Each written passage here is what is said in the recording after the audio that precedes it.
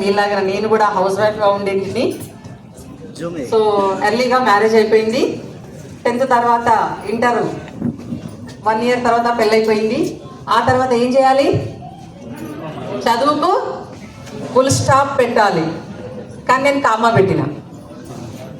పెట్టి కంటిన్యూ చేసిన.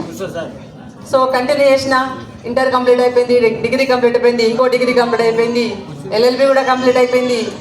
చేస్తూ ఒక జాబ్ చెయ్యాలి అనే ఇంటెన్షన్తో ఒక గవర్నమెంట్ జాబ్ని ట్రైనింగ్ తీసుకోవడం జరిగింది కాకతీయ మెడికల్ కాలేజ్ వరంగల్లో.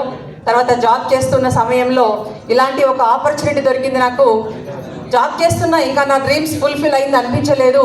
ఇంకా కొంచెం వర్క్ చేస్తే టైం ఉందా చెక్ చేసుకున్నాను, టైం ఉంది. సాయంత్రం ఓ 2-3 సీరియల్స్ మానేస్తే చాలు, ఓ 2 గంటలు మిగిలితే ఈ బిజినెస్లో పెట్టచ్చని ఆలోచన వచ్చింది. అవకాశం దొరికింది కాబట్టి ఆలోచన వచ్చింది.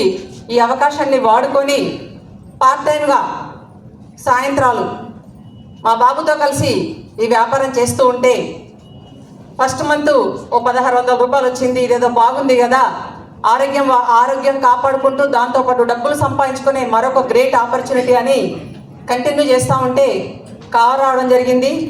ఈరోజు మరి మంచి ఇన్కమ్ కూడా రావడం జరిగింది. చేసింది ఏంటి అంటే ఫ్యామిలీని ఆరోగ్యంగా ఉంచుకుంటూ నాకు తెలిసిన మిత్రులు, ఫ్రెండ్స్, రిలేటివ్స్, నైబర్స్ అందరికీ ఆరోగ్యాన్ని పంచడం మాత్రమే నేను చేసింది. దీని గురించి ఆలోచించాను. కంపెనీ నా వెల్ విషింగ్ గురించి ఆలోచించి ఈరోజు హైయెస్ట్ ఇన్కమ్ 8,53,000 వరకే తీసుకుంటాను. వోల్వో XC60 90 lakhs వర్త్ కార్ని తీసుకోవడం జరిగింది. అలాగే రీసెంట్గా ఒక టెంప్టింగ్ కార్ వచ్చింది.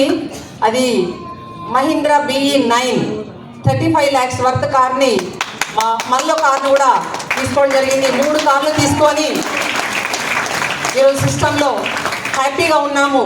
ఒకే ఒక్క కారణం, ఎవ్రీ ఇయర్ 3 foreign trips తీసుకుంటూ ఇప్పుడు లండన్కు రెడీగా ఉన్నాను.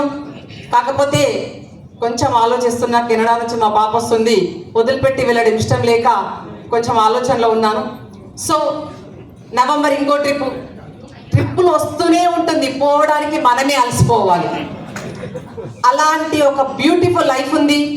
ఈ లైఫ్ని డెసిషన్ ఎవరైతే తీసుకున్నారో ఇక్కడ ఉన్నారు. సో ఎంతమంది లగ్జరీ కార్ తీసుకోవచ్చు అంటే ఇక్కడున్న ప్రతి ఒక్కరికి ఛాన్స్ ఉంది. అలాంటి అవకాశాలు నేను తీసుకున్నాను. మంచి లైఫ్ లీడ్ చేస్తున్నాను. మరి మొన్న ఒక 3.5 months నేను కెనడా వెళ్ళాను.